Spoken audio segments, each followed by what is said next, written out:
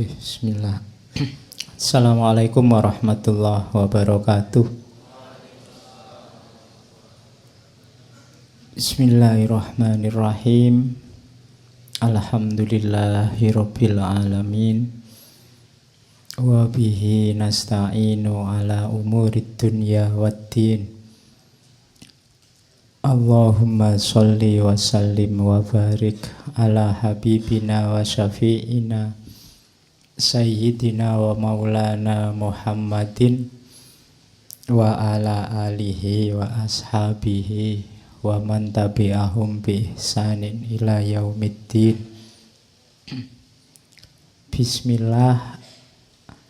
Mari kita mulai lagi ngaji filsafat kita setelah libur selama kurang lebih 1 bulan. Alhamdulillah ya ada liburnya. Biar nggak terus-terusan, itu menunjukkan bahwa ngaji ini sifatnya mungkinul wujud, bisa ada bisa enggak. Kita kan merencanakan ngaji ini ada terus, enggak ada liburnya. Tapi siapa kita yang bisa mewujudkan ada terus? Itu kan bukan kita, tapi Allah. Kalau Allah enggak mengizinkan ada, ya enggak ada. Jadi momen libur itu bisa kita pakai untuk menegaskan betapa kita ini tidak menguasai nasib kita sendiri. Nasib kita ya sekuasa apapun, sekuat apapun kita, penentunya Allah. Yang kedua, momen-momen libur kemudian masuk kembali, momen beraktivitas kemudian libur kemudian beraktivitas lagi, momen-momen berpisah kemudian bertemu, itu sebenarnya bagus untuk momen, kalau di filsafat, momen kontemplasi, refleksi diri. Kalau dalam agama, momen untuk muhasabah. Jadi momen muhasabah itu kira-kira begitu kita ketemu lagi hari ini setelah sebulan libur, dalam waktu sebulan itu apa yang meningkat dalam hidupmu? Kalau itu ilmu, kamu sudah nambah ilmu apa dalam waktu sebulan? Kalau itu kebaikan, kebaikanmu sudah tambah belum dalam waktu 1 bulan ini? Itu namanya momen-momen muhasabah. Jadi ngecek, kita dapat apa sih? Setelah tidak ketemu sebulan, opo nggak dapat apa-apa? Atau dapat apa-apa sih Pak, tapi saya tidak tahu dapat apa saja. Ya, kalau jawabanmu kamu tidak dapat apa-apa, berarti kamu stagnan. Kalau bahasa hadisnya, kalau stagnan itu namanya orangnya rugi. Kalau lebih jelek dari sebulan yang lalu, itu namanya mal'un, dilaknat. Saya dapat apa-apa sih Pak? Pasti wawasan ya tambah, macam-macam tambah, mungkin kebaikan juga tambah, tapi saya tidak tahu. Saya disuruh muhasabah itu tidak bisa ketemu apa saja yang saya dapat. Itu menunjukkan bahwa mungkin kita menjalani hidup ini sebagian besar dengan tidak sadar. Sehingga yang masuk apa, yang tambah apa, atau jangan-jangan yang berkurang apa, kamu juga tidak tahu. Nah itu, makanya enaknya itu kalau ketemu teman lama, tiba-tiba ketemu, kan kamu biasanya takut ditanya, sudah kawin belum, sudah lulus belum, itu kan gak enak. Yo, tanya yang reflektif. Sudah nambah kebaikan apa? Sudah jadi apa? Kan gak sering pertanyaannya begitu. Oke, jadi semoga libur 1 bulan sekarang ketemu lagi, kamu tambah baik dalam segala halnya. Malam ini kita mulai, meskipun bulan ini kita hanya dapat 2 hari Rabu, kita ambil tema cinta ilahiyah, mahabbah. Cuma saya tidak ngambil teori, saya ambil dari novel-novel besar dalam sejarah Islam. Yang nulis juga para sufi. Jadi para sufi itu menjelaskan cinta ilahiyah tapi secara simbolik. Kita ambil dua naskah kisah cinta yang sangat terkenal. Yang pertama dari beliau Abdurrahman Jami, atau yang sering dikenal Jami saja, yang karya puncaknya adalah Yusuf Zulaikha. Rebu depan kita ketemu Syekh Nidhomi dengan Laila Majnun. Jadi kalau melihat latar belakang pengarangnya, tidak mungkin dia cuma ingin cerita cinta-cintaan. Anak muda, laki-laki perempuan, cinta yang erotis, pasti tidak itu tujuannya. Kemungkinan paling besar adalah sebenarnya mereka ingin menceritakan atau paling tidak menanamkan atau mengajarkan mahabbah, cinta ilahiyah. Cuma secara simbolis, makanya kita pakai judul alegori. Oke, malam ini kita ketemu beliau Abdurrahman Jami, Nuruddin Abdurrahman Jami. Beliau ini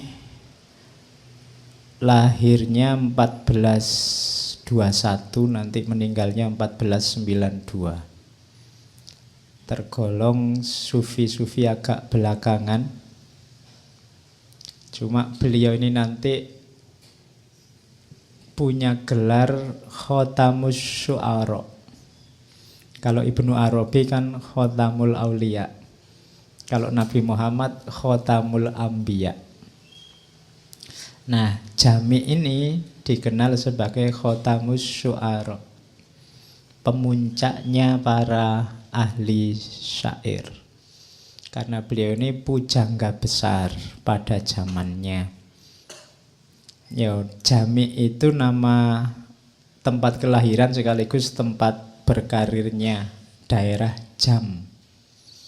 Daerah Jam itu wilayah Khurasan, nanti beliau juga tinggal di Herat. Kalau hari ini wilayah-wilayah itu adanya di daerah Afghanistan. Cuma zaman itu masuk imperium, masuk daerah Persia. Jadi nanti puisi-puisinya dikenal sebagai puisi-puisi dari wilayah Arab Persia.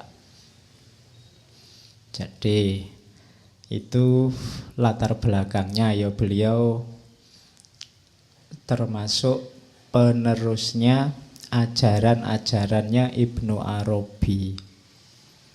Meskipun nanti beliau juga sempat kuliah di Nizamiyah. Jadi dan punya spesifikasi keahlian di bidang sastra. Yusuf Zulaikha ini salah satu karya puncaknya yang menjelaskan tentang sebenarnya maunya cinta ketuhanan.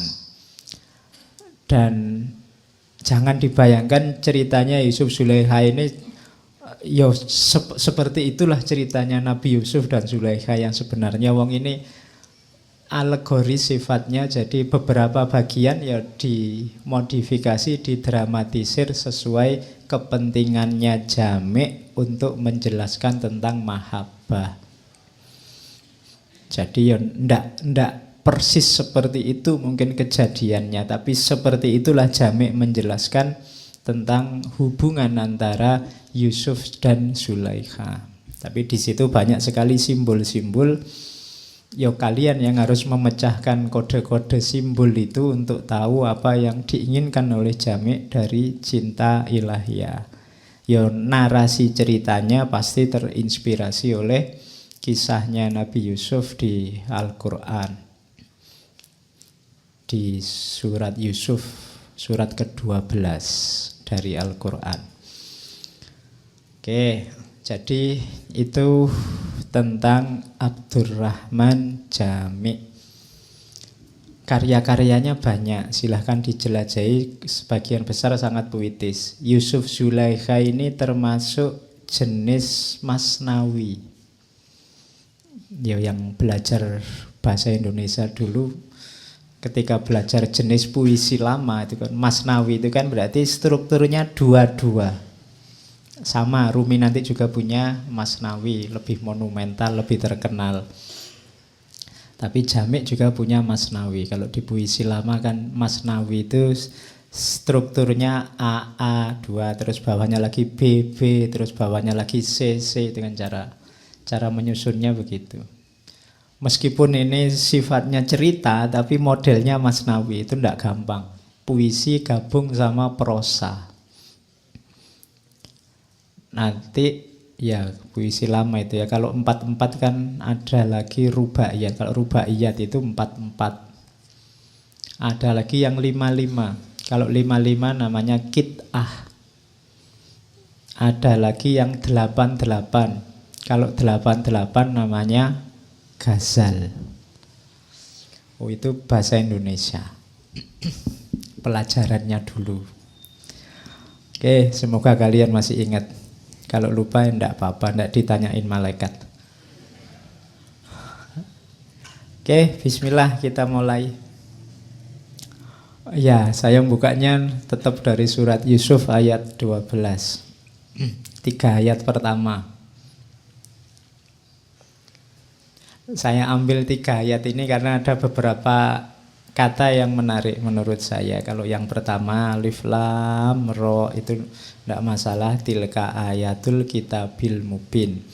Yang selanjutnya menarik, inna anzalnahu qur'anan arabiyyan la'allakum ta'qilun. Sesungguhnya kami turunkan Al-Qur'an dalam bahasa Arab supaya engkau berpikir. Ini ayat ini menarik, menjelaskan bahwa kenapa Allah menurunkan Al-Quran, supaya kita berpikir. Jadi Al-Quran itu harusnya menginspirasi kita, mendorong kita untuk berpikir. Jangan dipisah-pisah, jangan dipilah-pilah mana lebih penting Quran atau akal. Tidak, dua-duanya penting. Adanya Quran membuat kita jadi berpikir. Terus kalau ini yang tentang kisahnya, nahnu nakussu alaika ahsanal qososi bima auhayna ilaika hadzal Qur'an. Jadi kami kisahkan padamu ahsanal qososi. Makanya di pengantarnya Jamik itu kisahnya Yusuf Zulaikha itu disebut kisah paling baik, kisah paling agung, karena Quran sendiri menyebutnya ahsanal qososi. Jadi cerita paling agung, isinya ternyata kisah cinta. Nah, oke, ya terserah tafsirmu apa. Wong yang ngomong Quran sendiri bahwa ini adalah kisah ahsanal qososi bima auhayna, melalui apa yang kami wahyukan padamu lewat Al-Quran ini, hadzal Quran. Oke, jadi malam ini kita bertemu kisah paling luar biasa. Cuma ya karena ini sifatnya ngaji, saya tidak akan dongeng. Kamu sudah tahu rangkaian ceritanya. Saya hanya nyuplek bagian-bagian tertentu yang tak anggap penting untuk menjelaskan cinta ilahiyah. Jadi saya tidak akan dongeng ya. Khawatirnya kamu tambah ngantuk. Saya ngomong gini aja kan kamu bolak-balik angop ngantuk. Apalagi aku dongeng. Oke. Saya buka-buka tulisan tentang Jamik. Ada beberapa yang saya ambil menurut saya menarik. Tidak apa-apa ya, saya bawa ke sini. Ada munajatnya Jamik itu mungkin cocok untuk kita pakai hari ini. Ini munajat sekaligus doa. Katanya Jami', ya Robbi, ya Tuhanku, jauhkanlah kami dari perbuatan menghabiskan waktu untuk perkara-perkara kecil yang tidak berguna. Tunjukkan kepada kami segala perkara menurut hakikatnya. Angkatlah dari batin kami selubung ketidaksadaran. Janganlah diperlihatkan kepada kami barang yang tidak nyata sebagai barang yang ada. Janganlah kau biarkan bayang-bayang menutup batin kami, sehingga kami tidak dapat melihat keindahan-Mu. Jadikanlah bayang-bayang ini sebagai kaca yang melalui batin kami untuk menyaksikan-Mu. Itu kalau penyair itu kan berdoa saja rasanya indah. Jadi ini munajat sekaligus doa. Ya sekali-sekali kalian kalau malam-malam pas bangun munajatlah sambil nunggu siaran langsung sepak bola. Kamu boleh bermunajat. Ini kalimat-kalimat ini pasti menyesuaikan dengan situasi yang beliau alami. Kalian juga boleh bermunajat sesuai dengan situasimu masing-masing. Munajat itu kan kayak orang sedang curhat sama Allah. Jadi bisa dilakukan, biasanya lebih enak malam-malam kalau sepi. Oke. Terus ada lagi munajatnya Jami'. Jadi Jami' itu kenapa tertarik dengan dunia cinta ilahiyah? Jadi ceritanya Jami' ini pernah jatuh cinta. Cuma dia merasa bahwa ndak boleh aku ini jatuh cinta. Wong aku ini guru agama dalam tanda petik ya. Wong aku ini sufi kok ya jatuh cinta gimana ya? Wong aku ini ustadz kok ngelirik ke sana kok rasane. Itu dia melawan perasaan itu. Sampai nanti dia pindah dari Herat ke Samarkand. Pokoknya dia ingin menyibukkan dirinya terus dengan ilmu. Tapi jatuh cinta ini kan kalau sudah jatuh itu kan ya sumpek memang. Loh kamu sudah deklarasi pokoknya Pak saya kuliah enggak mau pacaran. Tapi kalau kamu sudah jatuh cinta, itu kalau kamu lawan itu lebih mengganggu kuliahmu. Loh iya, energimu untuk menghindari rasa itu besar. Jadi itu yang dulu dilakukan oleh Jami'. Sampai kemudian tiba-tiba dia merasa didatangi oleh seorang syekh sufi. Sebenarnya dia belum kenal, nanti beliau kejar syekh sufi ini, namanya Syekh Kashgori. Jadi dia merasa didatangi bayangannya Syekh Kashgori yang bilang, saudaraku pergilah dan carilah seorang kekasih yang tidak mungkin bisa kau biarkan pergi. Itu mikir ya. Terus dipikir-pikir oleh Jami' ya, ketemunya satu-satunya kekasih yang tidak mungkin pergi itu hanya Allah. Jadi Syekh ini menyadarkan Jami', nanggung kalau kamu jatuh cintanya cuma sama perempuan. Rasa itu geserlah untuk mencintai yang tidak mungkin pergi. Nanti dari situ keluarlah puisinya yang sangat terkenal itu. Sang kekasih menyeru dari kedai minuman, datanglah. Lalu berilah aku anggur cinta, cawan demi cawan. Ku bebaskan diriku dari belenggu, logika dan nalar. Lalu ku mulai meratap dan menangis sampai bersatu. Dia meneruskan ajarannya Ibnu Arabi. Jadi puncaknya cinta, puncaknya pertemuan dengan Tuhan itu kan lenyapnya ego, lenyapnya diri. Itu nanti yang diberi nama macam-macam dalam dunia tasawuf. Tapi intinya itu. Sering ya istilah simpelnya bersatu. Jadi satu. Kalau ada dua zat bersatu, yang satu wajibul wujud, yang satu mungkinul wujud, ya pasti aja yang sisa mungkinul wujud. Kalau setetes air bersatu dengan laut, ndak usah dicari lagi setetes airnya, yang ada tinggal lautnya. Jadi itu yang disebut bersatu. Dan sejak itu Jami' menyibukkan diri dengan dunia cinta ilahiyah. Sampai usia sekitar 80-an, nanti beliau, ini ada syairnya, waktu dekat-dekat merasa sudah saatnya mau berangkat bertemu kekasihnya yang sejati. Itu salah satu syairnya yang sangat terkenal juga sebelum beliau meninggal. Jadi katanya Jami', kecil ya itu tulisannya, tidak apa-apa. Adalah memalukan bahwa hari-hari akan berlalu tanpa kita. Bunga-bunga akan mekar dan musim semi akan tiba. Musim panas, musim dingin, dan musim semi akan berlalu.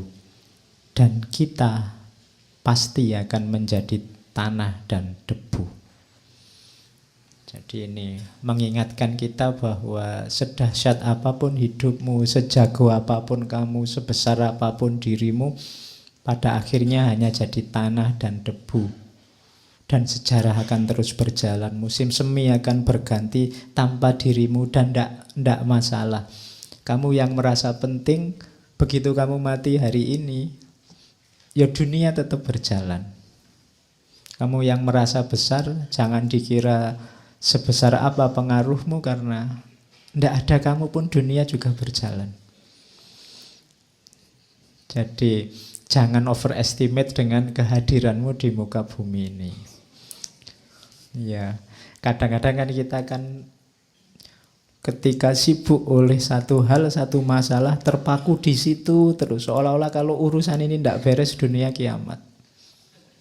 Kehadiranmu juga begitu. Hari ini kan kita sering sibuk begitu. Makanya saya usahakan ngaji ini temanya tidak mainstream. Orang bahas apa, kita bahas apa. Jadi basa Jawa ini rada selinjo. Takutnya apa? Kalau kamu hanya asik bahas itu saja, jangan-jangan banyak hal penting lain yang terlewatkan. Jadi makanya temanya macam-macam. Kadang tiba-tiba ngomong sufi, kadang tiba-tiba ngomong filsafat barat, kadang tiba-tiba ngomong itu, biar pikiran kita sadar terus bahwa sangat banyak hal yang penting, sangat banyak hal yang mungkin harus kita jelajahi. Tidak harus stres dengan satu masalah saja. Itu pelajaran dari munajatnya Jami'. Apapun yang terjadi, musim silih berganti, pada akhirnya kita hanya jadi tanah dan debu. Itu ceritanya Jami'. Oke, bismillah. Ini saya potong dari pembukaan Yusuf dan Zulaikha. Kenapa harus cinta? Itu kalimatnya saya copy paste. Apabila engkau hendak bebas, jadilah tawanan cinta. Satu-satunya relasi. Kita ini kan manusia, tidak mungkin hidup tanpa orang lain. Begitu kamu lahir ke dunia, kamu butuh orang lain. Cuma nama hubungan dengan orang lain yang membebaskan itu hanya cinta. Relasi yang bukan cinta kebanyakan tidak membebaskan tapi mengikat. Ada kewajiban-kewajiban yang harus kamu penuhi demi relasi itu. Tapi kalau relasinya namanya cinta, tidak. Ketika ibumu membesarkanmu, itu kan relasinya cinta. Dia capek luar biasa, dia kehilangan banyak. tapi dia bahagia, senang luar biasa. Kenapa? Karena cinta padamu. Tidak merasa terikat sama sekali. Sama kayak kamu kalau punya pacar itu loh. Mbok kamu disuruh bangun pagi, jemput, nganter kuliah, disuruh, lo iya kan, hujan-hujan disuruh apel, berat lo itu. Tapi kan kamu menjalaninya dengan senang, tidak merasa terikat, tidak merasa terbebani. Jadi kamu merasa, yo ini yang membahagiakanku, tidak ada yang mengikat. Padahal sebenarnya kamu rasanya kayak terikat, tapi sebenarnya tidak. Maka katanya Jami' di awal-awal Yusuf dan Zulaiha itu, jika engkau ingin bebas, jadilah tawanan cinta. Apabila engkau menginginkan kegembiraan, bukalah hatimu bagi penderitaan cinta. Ini kayak paradok ya. Kalau kamu pengen seneng, masuklah ke dunia cinta yang penuh penderitaan. Loh itu tadi kan penderitaan sebenarnya. Kamu harus jemput pagi-pagi, kamu harus apel malam-malam, hujan-hujan. Itu kan sengsara. Kalau diceritakan kan rasanya tragis. Tapi kamu kan bahagia, seneng. Kenapa? Karena ada cinta di situ. Gembira. Mungkin kamu menceritakannya sambil berbunga-bunga. Padahal kamu ya di Pulau Soro, nanti masuk warung kamu disuruh bayari. Tapi kamu kan bahagia, kamu milih nanti akhir bulan kamu ngirit daripada tidak bisa neraktir dia. Oh itu kan kegembiraan. Dari anggur cinta datang kehangatan dan pesona. Tanpa cinta yang ada hanya kesusahan dan keakuan yang dingin. Jadi orang yang hidupnya tanpa cinta, isinya hanya kewajiban-kewajiban, isinya hanya ego, kepentingan diri sendiri dan nafsu. Itu bahasanya Jami', hidup yang dingin, tidak berwarna. Hidup yang hitam putih, tidak cerah. Ingatan kepada cinta menyegarkan hati si pecinta, dan kejayaan datang kepada dia yang menjayakannya. Jadi ini nggak perlu saya jelaskan. Yang sudah ngalami pasti merasakan. Yang belum ngalami ya dibayangkan saja. Ini kan wilayah-wilayah yang susah dijelaskan. Yang jatuh cinta mesti ngerti. Apabila Majnun tidak minum anggur dari mangkoknya, apakah yang membuatnya terkenal di dunia ini dan di dunia kemudian? Kalau ini untuk minggu depan sebenarnya, karena cerita Jami' ini kan lebih muda daripada Nizami. Inspirasi Yusuf Zulaiha juga banyak dari Laila Majnun. Katanya Jami', kalau Majnun tidak jatuh cinta, tidak minum anggur cinta, dan masuk ke dunia penderitaannya cinta, siapa yang mau cerita tentang Qais al-Majnun? Kalau Qais dulu jatuh cinta, terus diterima begitu saja, terus kawin, terus punya anak, tidak ada yang mau cerita. Tapi justru dia jadi luar biasa, jadi monumental ketika masuk ke ranah cinta yang susah sekali, yang menderita sekali, yang sakit sekali. Kayak Romeo and Juliet itu kan mesti ada tragedinya sehingga diceritakan dari zaman ke zaman. Banyak kisah cinta jadi monumental ketika itu sangat sengsara, sangat susah. Ada kesusahan cinta. Ribuan orang berbakat cemerlang tapi asing terhadap cinta telah lenyap tanpa meninggalkan riwayat atau peninggalan yang mengabadikan namanya. Jadi banyak orang yang berbakat, pinter, tapi hidupnya tidak ada cinta di situ, dia lenyap begitu saja dari percaturan dunia. Engkau boleh mencoba 100 hal, tapi hanya cinta yang akan membebaskanmu dari dirimu sendiri. Ini katanya Jami'. Maka janganlah melarikan diri dari cinta. Jangan. sekalipun dari cinta dalam samaran duniawi. Kalian jatuh cinta sama temanmu sak kelas, itu kan cinta dalam samaran duniawi. Kalian mencintai apa, itu cinta dalam samaran duniawi, tidak apa-apa. Mungkin masih level-level artifisial. Yang penting apa? Kamu belajar mencintai dulu. Hatimu lunakkan dulu dengan cinta. Karena itu merupakan persiapan bagi kebenaran tertinggi. Yo, kalau ujuk-ujuk cinta sama Allah mungkin yo agak berat. Yang bisa kamu lakukan apa? Belajar. Hatimu diajari caranya mencintai. Pada apapun dulu. Bagaimana engkau akan membaca Al-Quran tanpa mempelajari abjad, katanya Jami. Itu kan, ya latihan dulu cinta di dunia, jatuh cinta dulu sama temennya, jatuh cinta dulu sama apa gitu, ndak apa-apa. Itu kan cinta dalam samaran duniawi, ya meskipun ada batas-batasnya, tapi intinya apa? Hatimu ini dilatih mencintai. Kalau tidak, susah kamu. Karena apa? Ndak bisa orang memaksa diri untuk jatuh cinta, itu kan tidak gampang. Kamu tiba-tiba bilang, saya mau cinta ke Allah, Pak. Tidak bisa. Kayak kamu punya teman cantik, kalau kamu tidak cinta, kan tidak bisa dipaksa, saya harus cinta ke dia.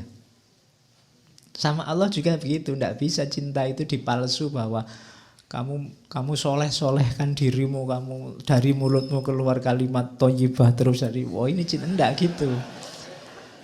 Kalau jatuh cinta, ya jatuh cinta aja, ndak bisa dimanipulasi. Karena urusannya rasa. Maka apa? Latihan jatuh cinta. Hiduplah dengan alur yang penuh cinta. Nanti batinmu terlatih mencintai. Aku dengar, katanya Jami, kisah seorang pencari yang pergi kepada seorang arif, meminta petunjuk jalan sufi. Orang tua arif itu berkata kepadanya, apabila engkau belum pernah menginjak jalan cinta, pergilah jatuh cintalah. Kemudian kembalilah menemui kami. Jadi ini unik ya, ada seorang sufi ditemui guru, saya mau baiat, mau menempuh jalan sufi, saya tobat pengen jadi wali. Nah, itu jawabannya gurunya, kamu pernah jatuh cinta enggak? Ya mungkin kalau bahasa hari ini, kamu pernah pacaran enggak? Belum, saya anak soleh kok ditanya begitu. Terus jawabannya guru sufi, sudahlah kamu pulang dulu, pergilah jatuh cintalah dulu. Jadi berarti apa? Hatimu belum terlatih lembut, belum terlatih mencintai. Sementara nyawanya dunia sufi itu batin hati yang mencintai. Kalau kamu sudah ngerti rasanya jatuh cinta, balik lagi ke sini, ayo melakukan suluk. Hatimu sudah paham bagaimana rasanya jatuh cinta. Nah, ini rumus yang lain dari Jami. Ya meskipun jangan dipakai alasan ya. Nanti kamu pacaran, kamu kok hidupnya pacaran terus. Oh ini latihan mencintai, Pak. Ya. Pada akhirnya kan nanti cinta sama Allah kan gitu. Ya itu alasan mudah. Oke, jadi itu pembukaan dari Jami. Nah, nanti di belakangan ada paragraf yang unik. Jadi ini Yusuf Zulaikha, beliau menulisnya sudah di usia-usia agak lanjut. Di kalimat di buku itu ada seruan dari cinta kepada Jami. Jami, engkau telah menjadi tua dalam cinta.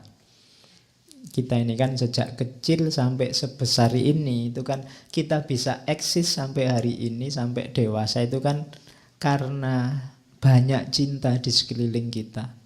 Sejak kita lahir, dari orang tua kita, dari lingkungan kita, guru-guru kita, saudara-saudara kita, itu kan isinya saling butuh, saling mencintai. Maka kita bisa selamat dewasa sampai hari ini. Maka cinta menyeru pada Jami, engkau telah menjadi tua dalam cinta. Semoga engkau bertahan dan meninggal dengan sungguh-sungguh dalam cinta. Tapi katanya cinta, pertama-tama tuliskanlah suatu cerita tentang permainan cinta sehingga dapat terpelihara satu jejak dari dirimu sendiri di dunia.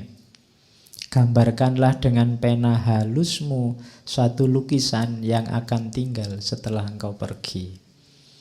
Jadi itu di pendahuluannya Yusuf Zulaikha itu Jamik merasa dia harus meninggalkan satu jejak karya tentang cinta.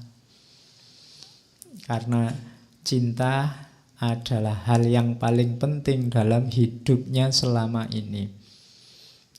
Jadi itu belum kayak kalimat sebelumnya tadi kan, belum disebut orang besar, belum disebut orang yang berbakat sebelum meninggalkan karya dalam cinta. Maka sekaranglah saatnya Jamik, katanya cinta, tulislah karya tentang cinta. Dari situlah nanti kemudian beliau memilih kisahnya Yusuf dan Zulaikha. Saya tidak akan merunut dari awal, kalian sudah ngerti siapa Yusuf, siapa Zulaikha yang nanti jadi majikannya dan seterusnya. Kalau di Jamik, Zulaikha itu seorang putri yang sebelum beliau nanti jadi istrinya wazir di Mesir, sudah diperlihatkan keindahannya Nabi Yusuf. Jadi dia sudah jatuh cinta sama Yusuf sebelum ketemu. Ketemunya di mimpi. Nah, dia mimpi ketemu seorang laki-laki yang indahnya luar biasa. Ya Nabi Yusuf itu kan bahkan di salah satu hadisnya katanya Nabi Muhammad kan Nabi Yusuf itu yang memiliki separuh keindahan, separuh ketampanannya laki-laki. Jadi kalau ada orang kegantengan seluruh dunia dibagi dua, yang separuh miliknya Nabi Yusuf, yang separuh dibagi orang sedunia mulai Nabi Adam sampai kiamat. Ya. Loh, ilustrasinya Nabi Muhammad kan begitu. Nabi Muhammad cerita ketika beliau ketemu Nabi Yusuf di langit ketiga waktu Isra Mi'raj. Itu kan di langit ketiga ketemu Nabi Yusuf. Dan beliau menggambarkan dia, Nabi Yusuf itu punya setengahnya. Jadi artis-artis ganteng siapapun itu cuma petlian kecil-kecil dari gantengnya Nabi Yusuf. Karena Nabi Yusuf yang punya separuhnya. Yo, untungnya kita nggak ngalamin, ngalami kalah saingan kabeh kamu. Oke ya, saya tidak membayangkan hari ini nanti dia tiap hari masuk TV diteriaki sama ABG itu mesti. Zaman dulu kan ceritanya waktu diperlihatkan pada perempuan-perempuan bangsawan Mesir saat itu kan semuanya melongo sampai ngiris tangannya sendiri tidak terasa. Itu kan saking kagumnya, saking takjubnya dengan ketampanannya Nabi Yusuf. Nah itu Zulaikha ini sudah bermimpi ketemu Yusuf. Sehingga dia jatuh cinta sebelum ketemu orangnya. Itu kalimatnya ketika dia setelah mimpi, wahai permata suci, dari tambang manakah engkau berasal? Engkau telah membawa pergi hatiku tanpa mengatakan padaku siapa namamu atau dari mana datangmu. Dan aku tak mengetahui kemana akan bertanya. Aku tidak menghendaki siapapun tertimpa cinta seperti ini. Aku tidak memiliki hati dan tidak pula memiliki hasrat hatiku sendiri. Bayanganmu telah muncul padaku dan merampas tidurku. Ia telah membuat air mata dan darah hatiku mengalir. Tubuhku yang tak terbawa tidur menjadi lesu. Dadaku terbakar. Aduhai, tak dapatkah engkau memadamkan nyala ini? Mestikah engkau selalu laksana nyala api yang membara? Oh, itu kan jatuh cinta beneran kan? Padahal hanya cuma mimpi. Ini sebenarnya simbol, kalau dalam bahasa sufi, kehausan spiritual. Jadi jiwamu itu sebenarnya menjerit-jerit, ingin ketemu dirinya yang hakiki. Kamu tidak pernah ketemu, mungkin dalam tanda petik ya ketemu Allah. Kamu ngertinya mungkin hanya dalam bayangan-bayangan, dalam konsep-konsep. Tapi sebenarnya jiwamu sangat merindukan itu. Makanya ini alegori cinta ilahiyah. Jadi batin kita itu sebenarnya sangat ingin ketemu Allah. Cuma nafsu kita, hasrat kita, ambisi kita menutupi itu semua sehingga kamu tidak sadar. Begitu sadar kamu kebingungan kemana harus mencari. Di mana bisa ditemukan. Nah, itu simbol dari kerinduannya Zulaikha pada seorang Yusuf. Ya nanti pada akhirnya kalau diceritanya Jami', di salah satu mimpinya yang terakhir, sosok ini ngaku, aku adalah seorang wazir agung dari Mesir. Dan ya nantinya Yusuf ini kan jadi wazirnya Raja Mesir setelah dia dipenjara, setelah dia ngalami macam-macam nafsir mimpi segala, kan dia nanti jadi wazir. Jadi ngomongnya, aku ini wazir agung dari Mesir. Nah, Zulaikha ini akhirnya membuka diri melamar. Siapapun boleh melamar saya, ngomong ke ayahnya. Sehingga banyak raja-raja melamar. Pokoknya Zulaikha nunggu kalau ada wazir dari Mesir melamar, itu yang diterima.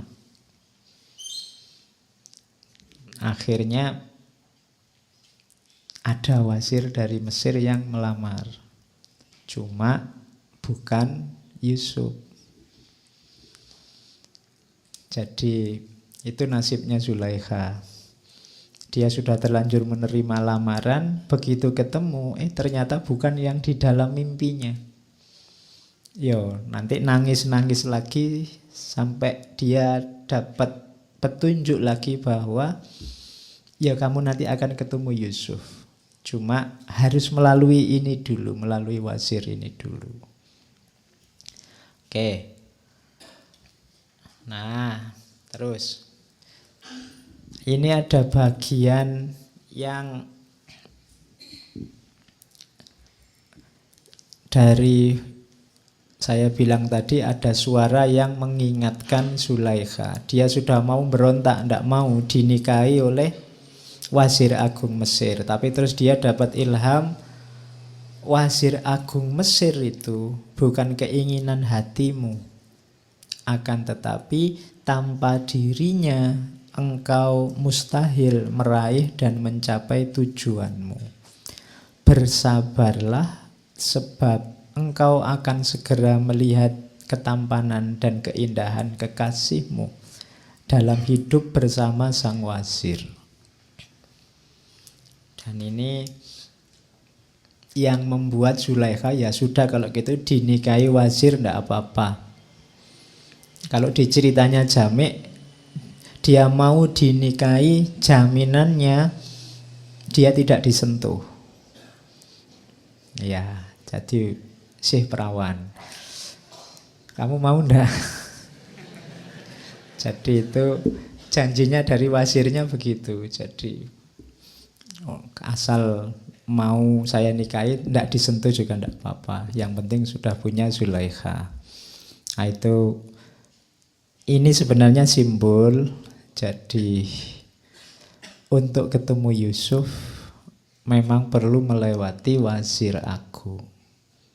Ada banyak wasilah yang kita butuhkan karena kelemahan kita untuk bisa langsung bertemu dengan Allah.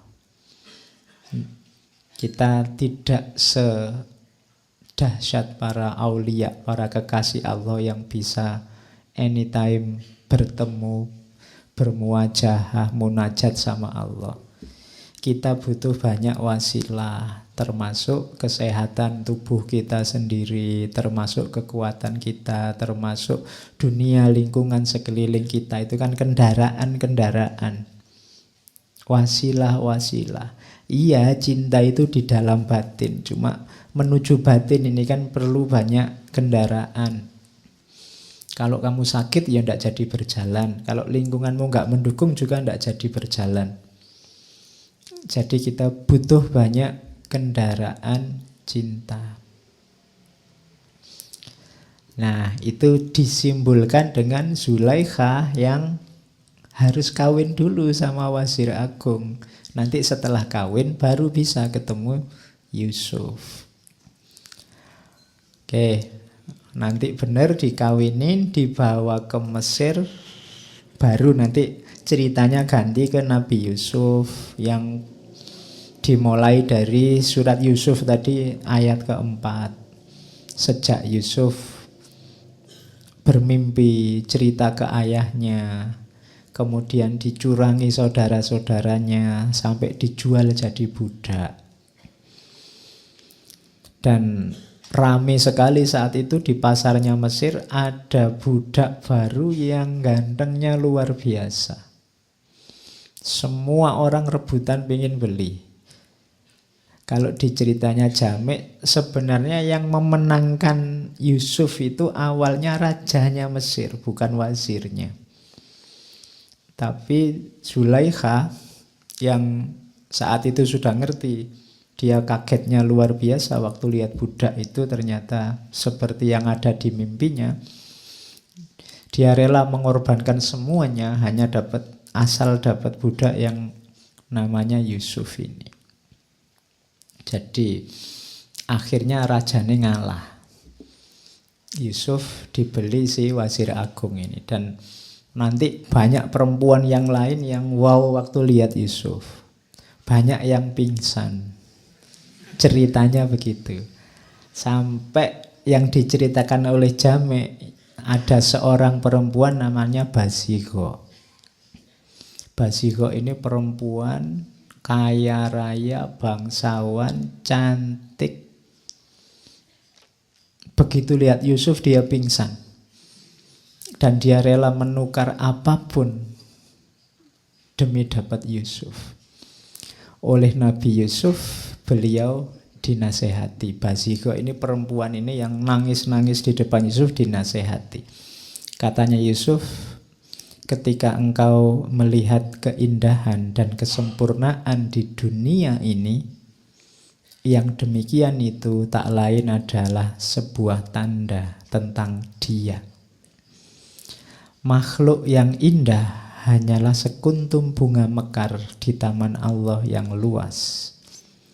Jika engkau punya mata untuk melihat kesempurnaan, maka engkau pasti memiliki pengetahuan bahwa apa yang engkau lihat tak lain hanya cermin yang memantulkan gambaran wajahnya.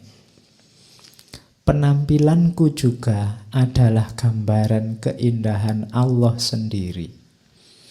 Namun engkau mesti tahu bahwa sebuah gambar akan memudar. Sekuntum bunga akan layu.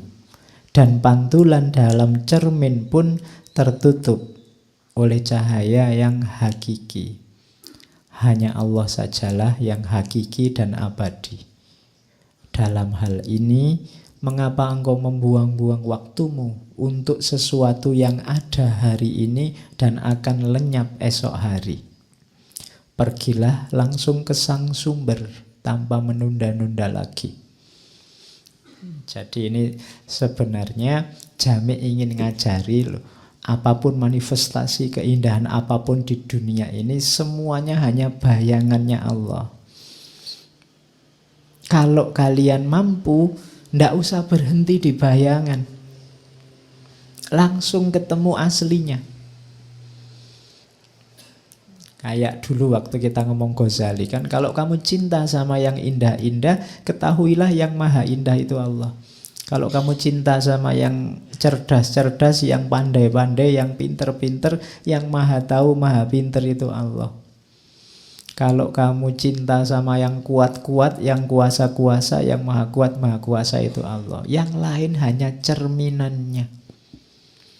Nah, ini Yusuf nasihati Basiko, loh kamu sampai segitunya padaku itu loh. Aku ini cuma cermin, aku ini cuma gambar. Koyo TV kalau dimatiin sama yang punya ya hilang. Pada saatnya juga habis. Sudahlah kamu ndak usah sampai termehek-mehek begitu sama aku. Mungkin bahasa kasari gitu. Nah, kalau dijamik Basiko ini akhirnya sadar, oh iya ya, berarti selama ini aku salah dan hidupku sejak awal juga memang sudah salah. Akhirnya dia membuang semua hartanya, dikasih ke fakir miskin, hidup sederhana, kemudian uzlah, hidup hanya untuk Allah. Nah, itu kisah perempuan yang dinasehati oleh Yusuf. Cerita yang berbeda dengan yang dialami nanti, ini masih panjang pengalamannya dengan Zulaikha. Jadi ternyata ada juga perempuan. Yo, kalau memang laki-lakinya senggandeng itu sebagaimana ilustrasinya, kan tidak mungkin penduduk Mesir tidak heboh. Ya mesti heboh lah kalau ada orang gantengnya seperti itu, separuhnya dunia, ya mesti semua keluar ingin memiliki, ingin melihat. Yang menang ya yang punya duit, yang punya kuasa. Karena saat itu kan memang budak-budak itu kan untuk dibeli. Nah, dari situ nanti mengalirlah cerita Yusuf, Zulaikha yang tidak nyambung karena Nabi Yusuf memposisikan dirinya hanya sebagai budaknya. Bila sebuah, dan ini sudah dekat sama Yusuf pun masih meratap. Kenapa? Wong tidak ditanggapi sama Nabi Yusuf. Susah ya. Sudah. Wong yo jejer tiap hari. Tapi kok ndak nyambung. Kok ndak ditanggapi tiap hari, sudah ngelirik-ngelirik tapi kok ya ndak bisa dapat. Katanya ini Zulaikhanya. Bila sebuah hati mendapat tempat di sisi sang kekasih, bagaimana ia dapat berhasrat untuk bersatu dengan orang lain? Pernahkah engkau melihat seekor laron terbang ke matahari, sedang harapannya terletak pada nyala lilin? Adalah sia-sia menyebarkan 100 rangkaian semak harum di hadapan si pungguk, sementara ia hanya menginginkan nafas mawar yang segar. Sekali teratai disapu oleh kehangatan manisnya mentari, pernahkah ia mau menunjukkan suatu perhatian pada bulan? Apabila jiwa haus akan air jernih, apakah perlu manisnya gula? Jadi ini Zulaikha mengeluh, yang diinginkan Yusuf bukan aku. Dia sudah asik dengan kekasihnya sendiri, dengan Tuhannya sendiri. Dia tidak butuh aku lagi. Meskipun kita dekat satu rumah. Jadi katanya Zulaikha, aku akui ia tak pernah tersesat jauh dariku, tapi tak pernah pula ia menatap wajahku. Tidakkah patut diratapi kita berdiri menahan haus di tepi sungai, sementara air itu tak pernah mampu memuaskan hausku? Ketika pandanganku dinyalakan oleh keindahan yang bersinar, ia menghindari mataku dan memandang teguh ke kakinya. Jadi berarti Nabi Yusuf itu selalu menunduk, tidak pernah mau memandang wajahnya Zulaikha. Bukanlah aku hendak menyalahkannya atas hal itu, karena kakinya jauh lebih indah daripada wajahku. Oh, iya ya. Jadi minder iki Zulaikha. Apabila aku melihat kepadanya dengan mata terbuka lebar, ia hanya menunjukkan padaku pandangan segan, sungkan. Aku tak dapat menyalahkan atas hal itu pula, karena aku tahu bahwa tak ada perbuatan salah yang ia lakukan. Lidahnya tertutup rapat, maka apalagi yang dapat aku lakukan selain meminum darah hatiku sendiri. Iya, ngenes ya. Oke. Melihat bibirnya membuat mulutku bergetar dan mengalir air mataku. Aku cemburu bahkan kepada lengan bajunya yang dapat menyapu tangannya, serta pada ujung jubahnya yang menyapu debu di kakinya. Oke, kalimatnya puitis ya, udah cemburunya sama bajunya. Enaknya jadi jaketnya bisa memeluk dia, enaknya jadi itu kan. Oh, itu kalimatnya Zulaikha. Jadi dia dekat tapi tidak bisa memiliki. Bahkan di Jami' diceritakan pokoknya semua pelayan, termasuk yang cantik, yang paling cantik, yang biasa disuruh melayani Yusuf dan dekat-dekat sama Yusuf. Terus Zulaikha pesan, nanti kalau Yusuf tertarik pada siapapun di antara kalian, ngomong padaku. Jadi Zulaikha ini punya rencana, nanti biarlah Yusuf jatuh cinta, suka sama salah satu pelayan ini, nanti malam-malam biar Yusuf diundang ke kamarnya, tapi Zulaikha yang di dalam. Sampai begitu. Nah, cuma sampai nanti ada cerita yang terkenal sekali dalam Al-Quran itu kan, Nabi Yusuf dijebak di dalam kamar, kemudian diajak. Saya tidak bayangkan kalau kalian ya. Ya, itu kan terkenal sekali. Saya ngambil dari Al-Quran itu kan. Warawadat hullati huwa fi baitiha an nafsi. Jadi Zulaikha yang dia menginginkan orang yang tinggal di rumahnya untuk dirinya sendiri, wa ghallaqatil abwab, terus menutup pintunya, wa qalat haytalak. Kemudian dia berkata, ayo masuklah. Terus jawabannya Yusuf apa? Qala ma'adzallahi innahu rabbi ahsana maswai. Aku berlindung pada Allah dan sesungguhnya tuanku ini orangnya sangat baik. Jadi aku takut sama Allah dan ingatlah bahwa wazir ini kan baik sekali sama aku. Masa aku mau mengkhianatinya? Innahu la yuflihu dzalimun, berarti aku zalim. Sementara orang zalim itu tidak akan mungkin bisa menang, tidak akan mungkin bisa bahagia. Nah, jadi ya kalau ada pelakor, ada pebinor hari ini itu. Yusuf nggak mau begitu, karena itu perilaku zalim. Dan ingat-ingatlah pada akhirnya orang zalim tidak akan bisa bahagia. Innahu la yuflihu dzalimun. Meskipun katanya Al-Quran, walaqad hammat bihi wa hamma biha. Zulaikha itu tertarik pada Yusuf. Jangan-jangan Yusuf ya laki-laki normal, ya mau-mau saja. Wa hamma biha laula an ro'a burhana rabbi. Kalau dia tidak melihat isyarat-isyarat petunjuk dari Allah bahwa tidak boleh begitu. Kadzalika linasrifa anhu su'a wal fahsya. Seperti itulah Allah untuk memalingkan, melindungi Yusuf dari kejelekan dan kemungkaran. Kenapa? Karena innahu min ibadinal muhlasin. Katanya Allah, Yusuf ini orang terpilih. Jangan sampai melakukan hal yang buruk dan tercela. Kalau di Jami' ada dialognya. Nabi Yusuf berkata, kenapa aku tidak mau? Ada dua rintangan yang mencegahku menuruti kemauanmu.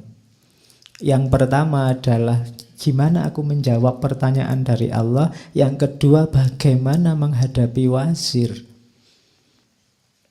Katanya Zulaikha, jangan bicara padaku tentang suamiku, sebab dibandingkan cintaku padamu, ia bukanlah apa-apa. Iya.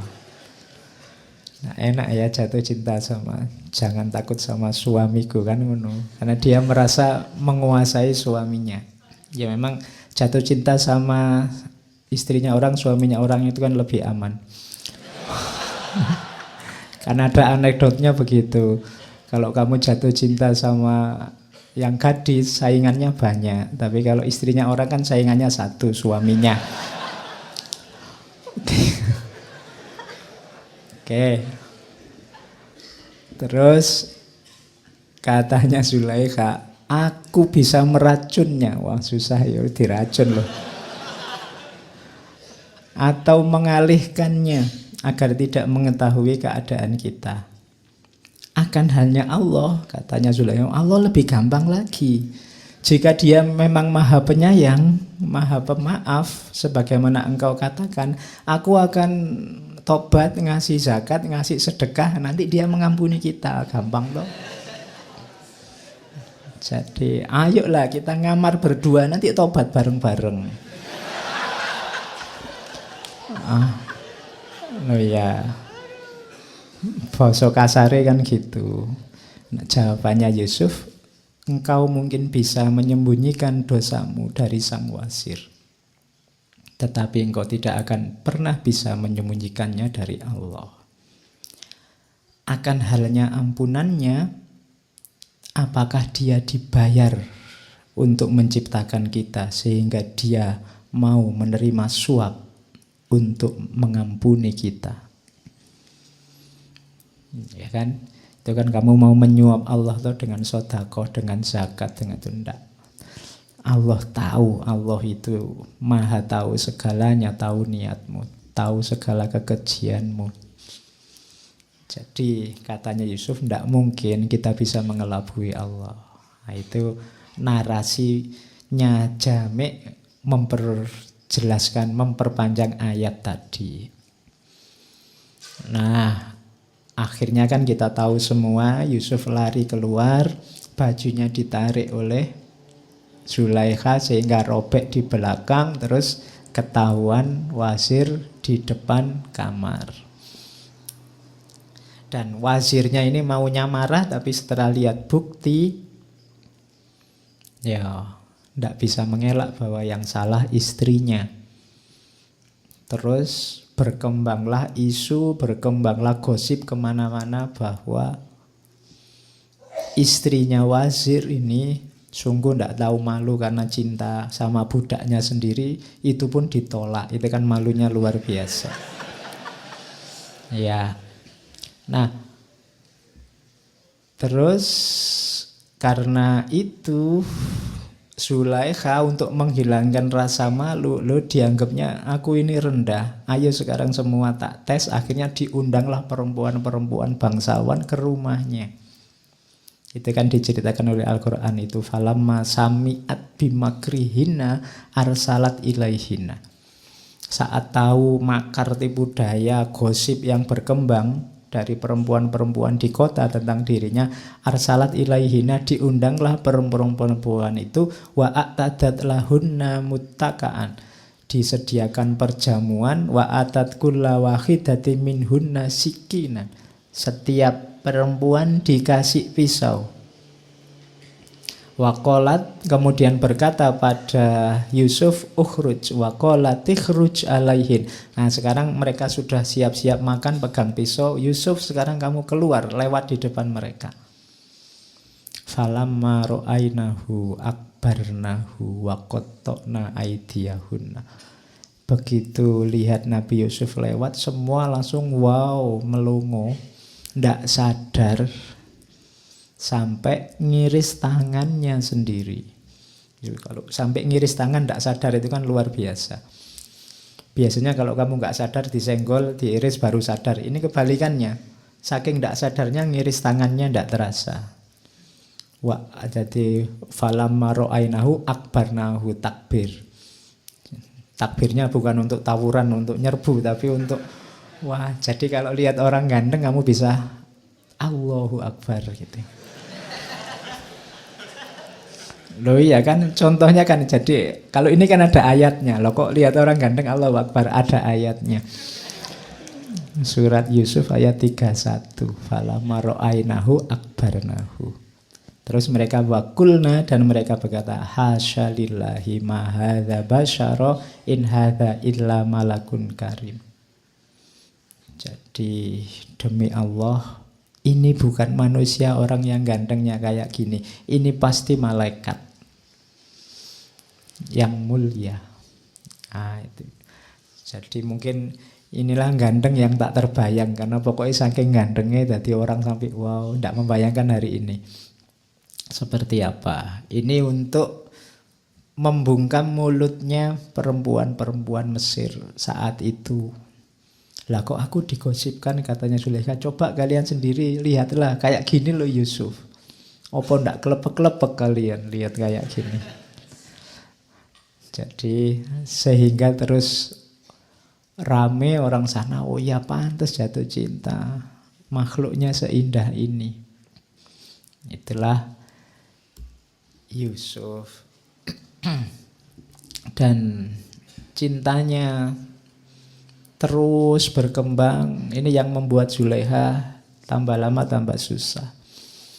Yaitu kalimat-kalimat ratapannya panjang. Engkau adalah mata dan cahaya keindahan, hati dari yang sengsara.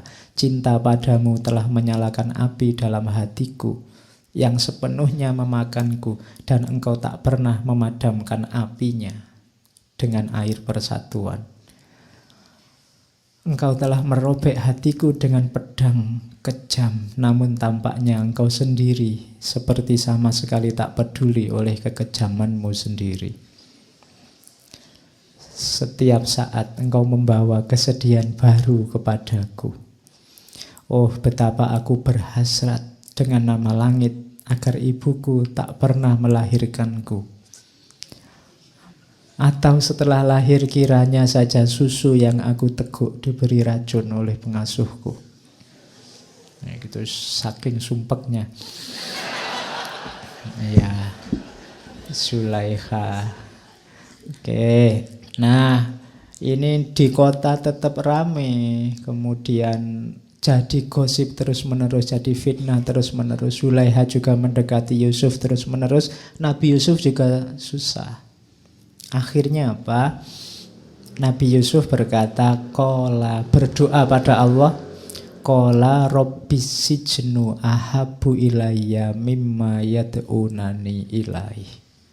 Ya Allah, lebih baik penjara. Penjara lebih aku sukai daripada apa yang mereka ingin aku lakukan.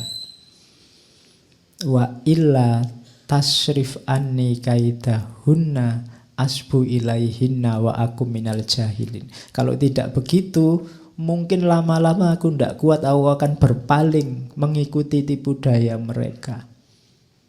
Wa aku minal jahilin, sehingga aku jadi orang bodoh. Karena digoda terus-menerus itu kan ya cobaan luar biasa loh itu. Perempuan-perempuan cantik semuanya menginginkan Yusuf. Makanya Nabi Yusuf berdoa, Rabbi sijnu ahabu ilayya mimma yad'unani ilaih. Mending aku di penjara sajalah. Itu saya tidak tahu ada nggak orang laki-laki yang berani berdoa begini. Dan doanya dikabulkan. Nanti Nabi Yusuf akhirnya masuk penjara. Dianggap menimbulkan kekacauan. Ya mungkin karena kegantengannya. Ternyata ganteng itu menyusahkan ya. Oke, bersyukurlah kalian yang tidak ganteng. Beliau kan sumpek kalau jadi ganteng dan cantik. Nah, Nabi Yusuf akhirnya di penjara, cuma jangan dikira cintanya Zulaikha berhenti. Zulaikha nanti bikin ruang khusus, bikin kamar khusus dekat penjara. Ya. Dia bikin ruang yang bisa anytime melihat Yusuf. Cuma Yusuf di penjara itu kan kalau di ceritanya Jami' selalu bermunajat, selalu bersujud pada Allah. Dan itu yang terus diawasi oleh Zulaikha. Karena aku tak pantas melihatnya dalam penjara, aku puas melihat hubungan yang menaunginya. Jadi lihat atapnya penjara saja sudah alhamdulillah. Karena Yusuf ada di situ. Bahkan memandang pintu dan dinding penjara membuatku bahagia. Karena di mana saja bulanku bertahta, di sanalah terdapat keabadian surga. Betapa dia cemburu sama atap. Betapa betapa diberkati atap itu yang melayaninya sebagai naungan dari matahari dunia. Betapa aku merasa iri atas tembok yang beruntung di mana ia bersandar, dan lantai yang mampu mencium kaki makhluk yang demikian menawan itu. Wahai sekiranya saja pedang cintanya mau menetakku menjadi sekecil anai, lalu aku dapat terbang melalui jendelanya dan menari dalam cahayanya yang bersinar. Oh, ini jadi dia sudah bikin kamar dekat penjara pun masih gelisah. Dia belum bisa bertemu dengan Yusuf, kekasihnya. Ini sebenarnya isyarat-isyarat dari Jami, orang yang jatuh cinta sama Allah. Segala yang berhubungan dari Allah, yang ada, yang berkaitan dari Allah pun dia cintai, dia sukai. Jadi itu yang diisyaratkan oleh Jami. Jadi orang yang cinta sama Allah itu tidak akan bisa benci sama apapun yang lain. Kenapa? Segala yang lain itu kan makhluk ciptaannya Allah. Kalau kamu ngaku mencintai Allah tapi masih bisa membenci apapun yang lain, padahal apapun yang lain itu masih ada hubungannya sama Allah, itu berarti masih belum cinta beneran. Jadi itu yang diisyaratkan lewat Zulaiha. Terus itu juga ada kalimat yang menunjukkan bahwa ini sebenarnya waktu Zulaiha yang tiap hari merata merenung tentang Yusuf, diajak ngobrol sama pelayannya ndak nyambung. Katanya Zulaiha, aku tak pernah sadar akan diriku, maka janganlah mengharapkan aku untuk menyadarimu semua. Apabila kalian hendak berkata padaku, ingatlah untuk menggoyang tubuhku dulu. Dengan demikian aku akan kembali menjadi diriku sendiri dan mendengarkanmu. Hatiku dipenuhi dengan terpidana yang aku cintai. Itulah sebabnya segala kesadaranku tiada. Bagaimana mungkin pikiran yang dipenuhi keindahan seperti itu dapat menyadari apapun lainnya. Jadi kalau sudah jatuh cinta, diri akan lenyap. Siapapun yang sedang cinta sama Allah, dia akan, yang ada dalam dirinya hanya Allah saja, sebagaimana Zulaikha yang ada dalam dirinya hanya Yusuf saja. Makanya banyak sufi dalam ekstasenya, puncaknya, secara tidak sadar bilang anallah. Itu yang nanti disebut syatohat. Itu diucapkan ketika dia lenyap dirinya, tidak ada dirinya. Yang ada dalam dirinya hanya Allah saja. Sama kayak kalian waktu jatuh cinta dengan siapa, itu yang ada dalam dirimu kan yang kamu cintai saja. Waktu lihat minuman yang ada di pikiranmu, kalau pacarku sukanya teh yang tanpa gula. Itu kan pacarmu. Kamu jalan-jalan di mall lihat toko baju mesti, kalau kekasihku sukanya baju yang semacam ini. Kalau yang ada di pikiranmu hanya dia. Itu menunjukkan lenyapnya diri. Yang ada diri yang dicintai. Jadi penjelasan sederhananya begitu.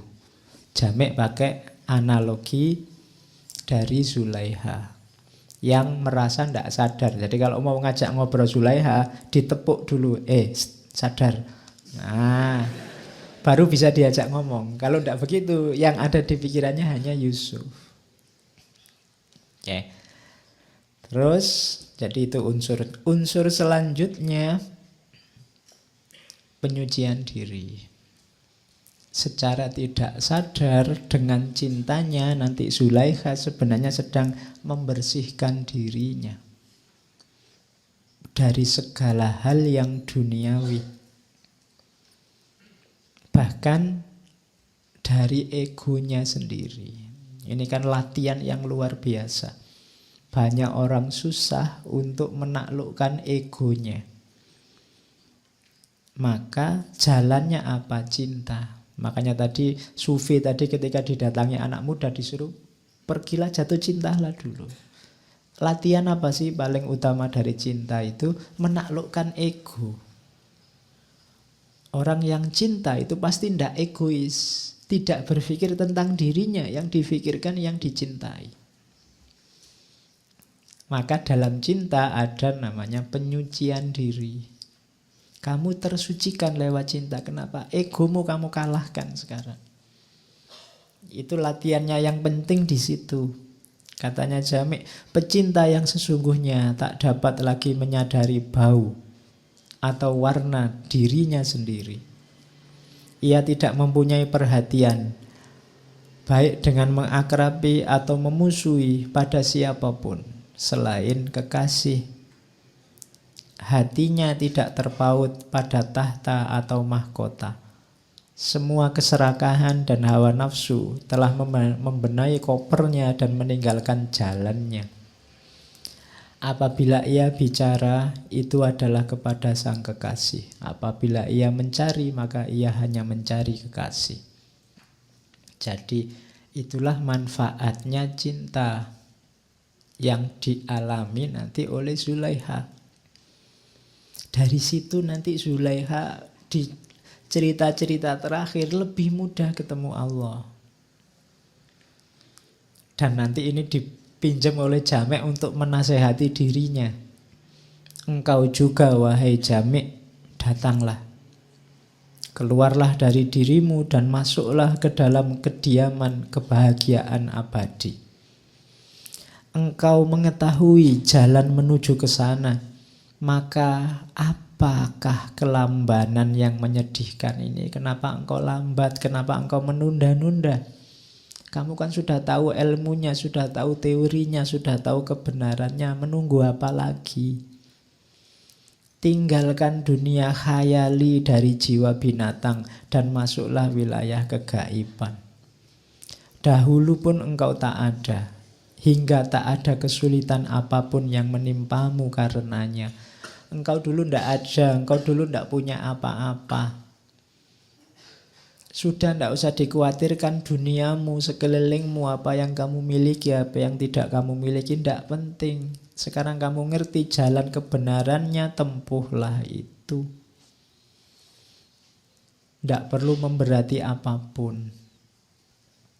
Janganlah mencari kesejahteraanmu dalam rasa mementingkan diri. Karena engkau tak akan pernah mendapatkan laba dalam jenis perdagangan itu. Nah, itu dari ceritanya Zulaikha, Jami' ingin menasehati dirinya sendiri. Lah aku masa cuma nasehati orang lain. Aku juga harus menempuh jalan itu.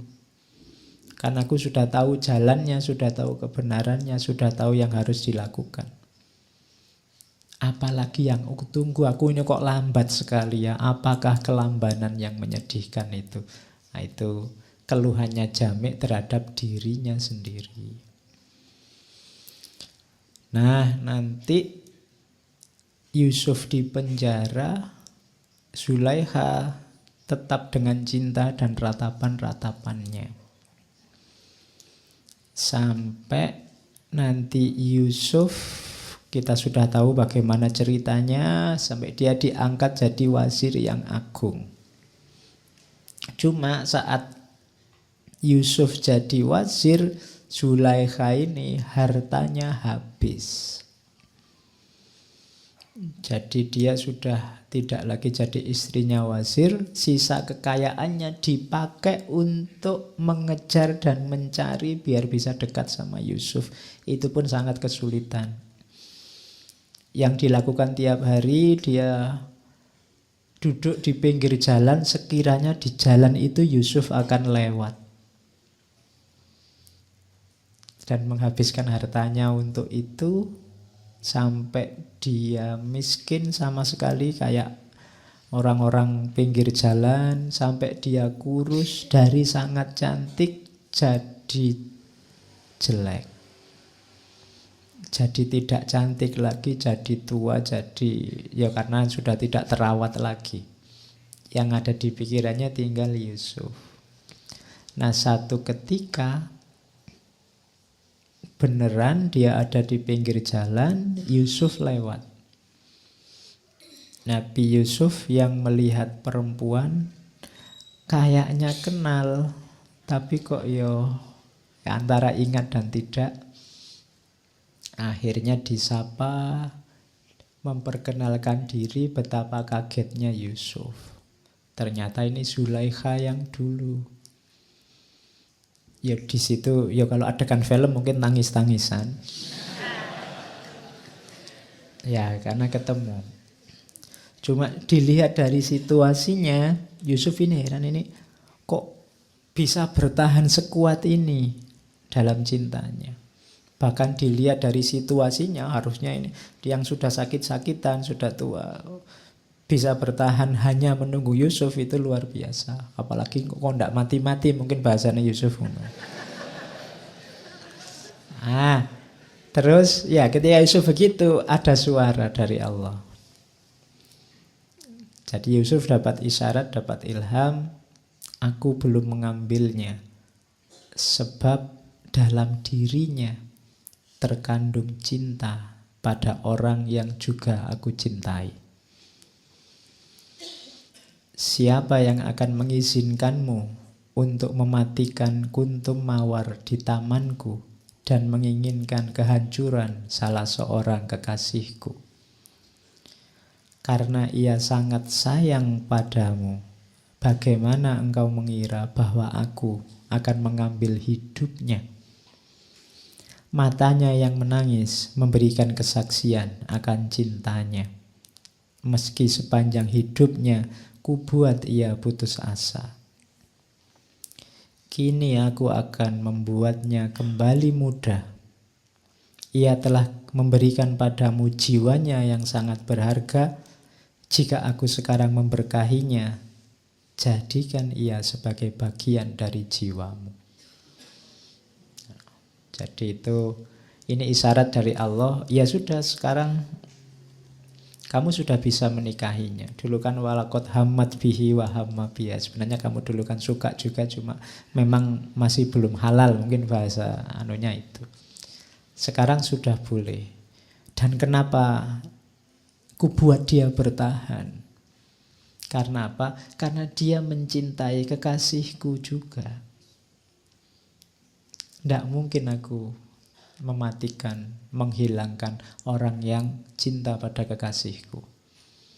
Ini logika ini bisa dipakai. Makanya kalian banyak-banyak baca sholawat. Cintailah juga Nabi. Karena kekasihnya Allah. Kalau ingin kemudahan dari Allah, cintailah orang yang dicintai oleh Allah. Nah, itu nasihatnya Jami' lewat keberadaannya Zulaikha dan Yusuf. Cintailah juga para ulama yang jadi pewarisnya Nabi. Cintailah juga para aulia, para kekasih Allah yang sekarang masih bisa kalian temui, karena merekalah kekasihnya Allah.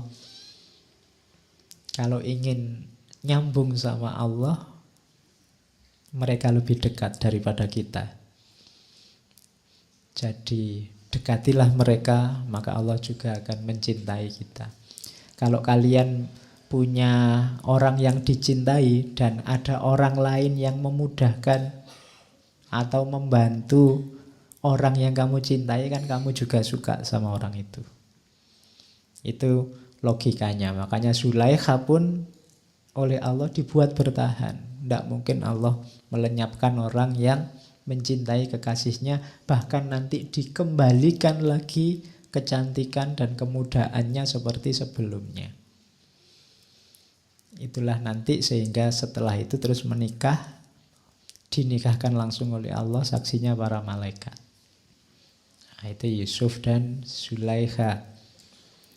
Nanti punya banyak anak. Karena tadi Zulaikha dimudahkan kembali, akhirnya yang meninggal duluan Yusuf. Ya, Nabi Yusuf meninggal dulu, tapi begitu Nabi Yusuf meninggal, ya Zulaikha ini ya pontang-panting lagi. Nanti meratap lagi, ceritanya dia lari ke makamnya Yusuf, kemudian meratap, wahai di manakah kini engkau Yusuf, penyayang orang-orang yang menderita. Kini engkau bersembunyi jauh di bawah akar sebatang pohon mawar, sementara aku berada di atas, seperti ranting-rantingnya yang menjulang tinggi. Engkau meresap ke dalam tanah seperti air, sementara aku berada di atasnya, laksana duri dan sekam.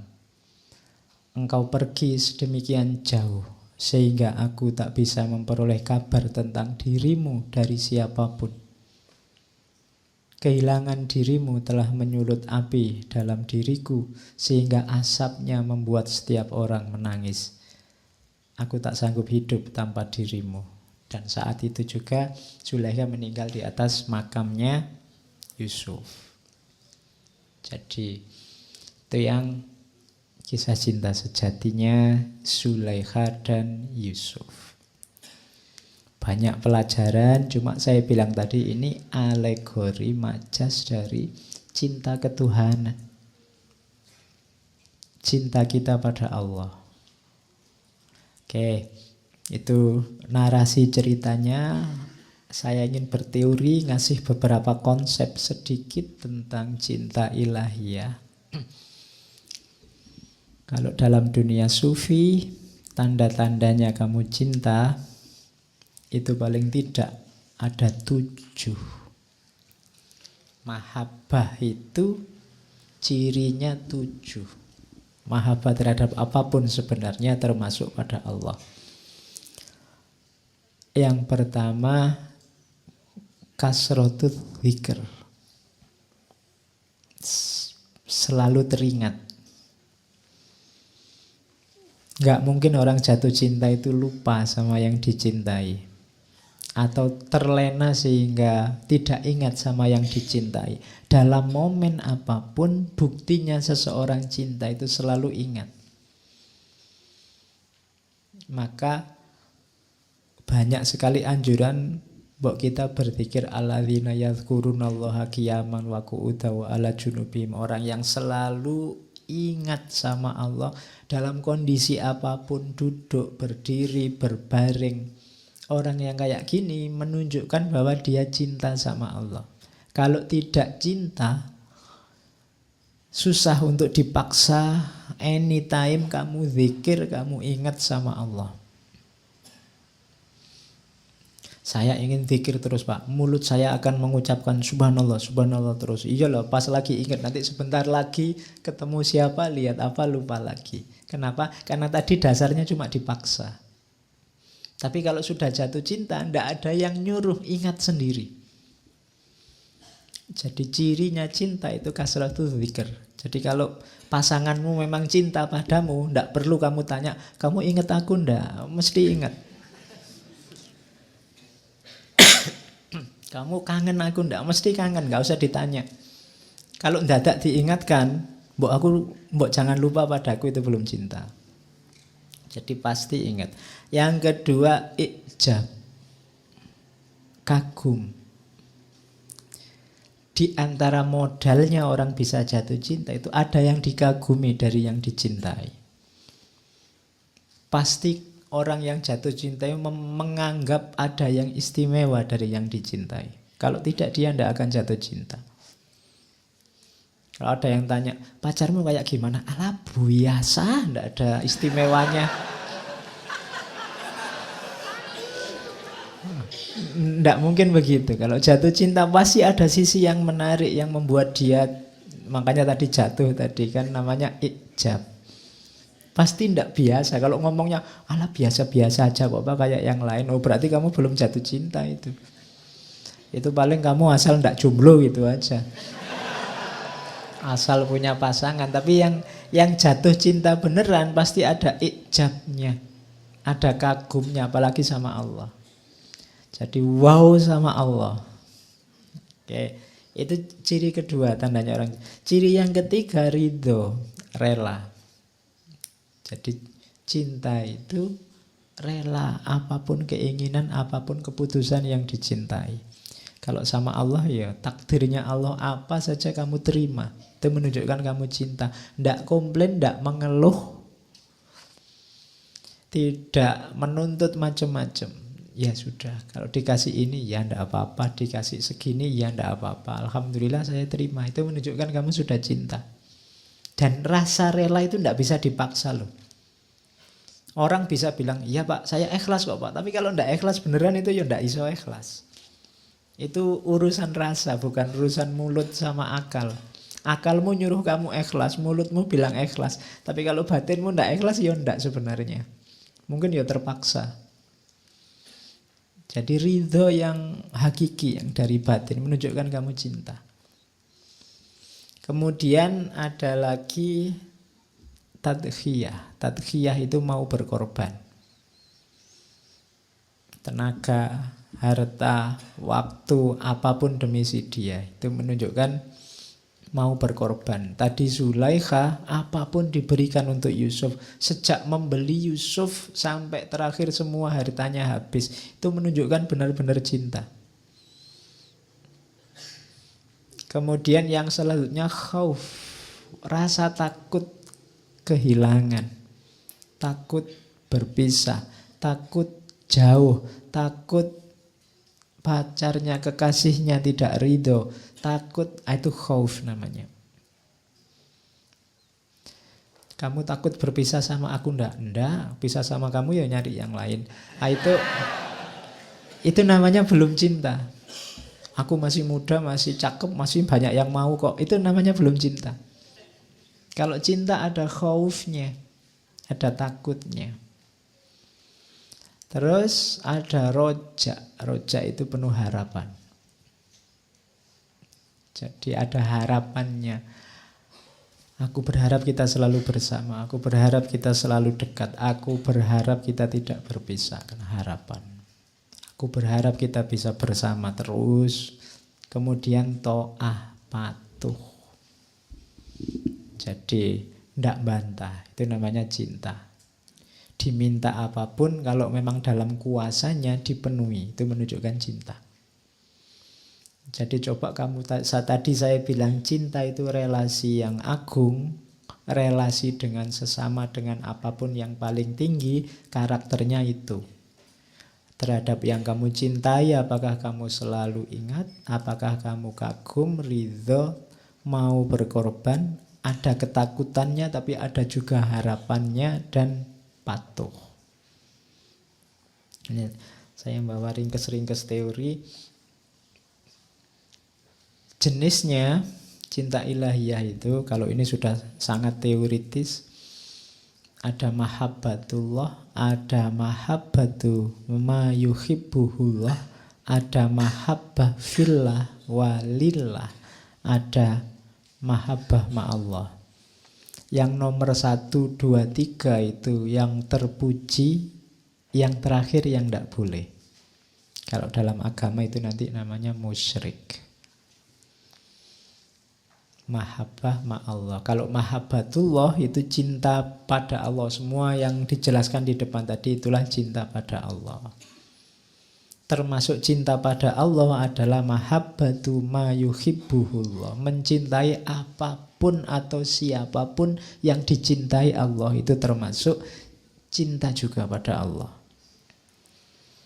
Allah cinta kebaikan, kamu cinta kebaikan. Allah sangat mencintai Rasulullah, kamu cinta Rasulullah. Allah mencintai apapun dan siapapun, kamu juga mencintainya. Itu namanya mahabbatu ma yuhibbuhullah. Itu juga termasuk kecintaan pada Allah. Ada lagi yang ketiga, mahabbah fillah walillah. Cinta dalam Allah dan karena Allah. Kamu mencintai apapun, kita ini kan banyak unsur-unsur alami yang cinta, yang itu ternyata bukan Allah. Misalnya cinta orang tua, cinta negara, cinta lingkungan sekeliling, cinta sama lawan jenis. Usahakan dia fillah dan lillah, dalam Allah dan karena Allah. Kenapa mencintai orang tua? Karena Allah. Allah menyuruh kita menghargai orang tua, mencintai orang tua.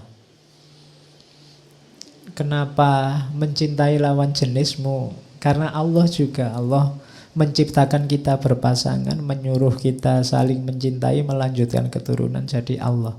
Kenapa mencintai lingkunganmu, tetanggamu? Allah suka itu. Kenapa mencintai apa? Allah suka itu, Allah menyuruh itu, Allah mengizinkan itu, Allah meridhoi itu. Itu namanya mahabbah fillah dan lillah. Itu juga termasuk mahabbatullah. Tidak apa-apa. Jadi tinggal dikerangkai oleh Allah. Karena kita masih manusia biasa, masih suka macam-macam, tidak suka macam-macam. Jadi suka dan tidak suka itu usahakan fillah dan lillah. Maka dia akan berubah jadi mahabbatullah. Yang tidak boleh mahabbah ma'allah. Ada yang lain yang kamu cintai selain Allah di levelnya Allah. Itu namanya musyrik.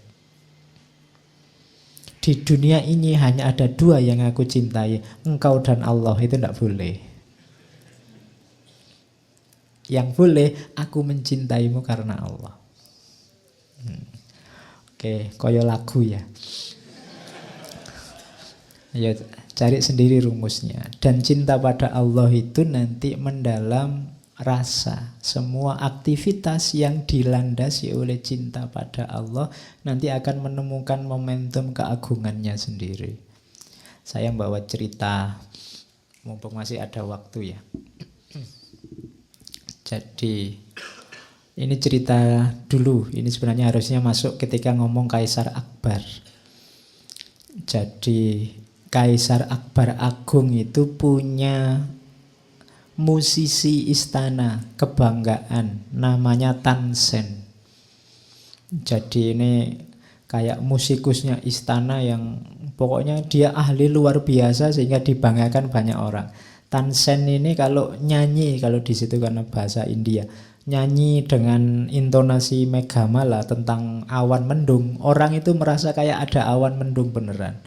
Kalau nyanyi tentang angin, tentang hujan, merasanya kayak dinginnya kayak hujan. Nyanyi tentang nagaswara, tentang ular, itu rasanya kayak banyak ular di sekelilingnya. Itu saking pinternya Tansen. Jadi orang kagum semua sama Tansen. Dibanggakan semua orang. Tapi satu ketika Kaisar ini mendengar musik, ahli musik tidak terlalu terkenal. Tapi sufi namanya Haridasa.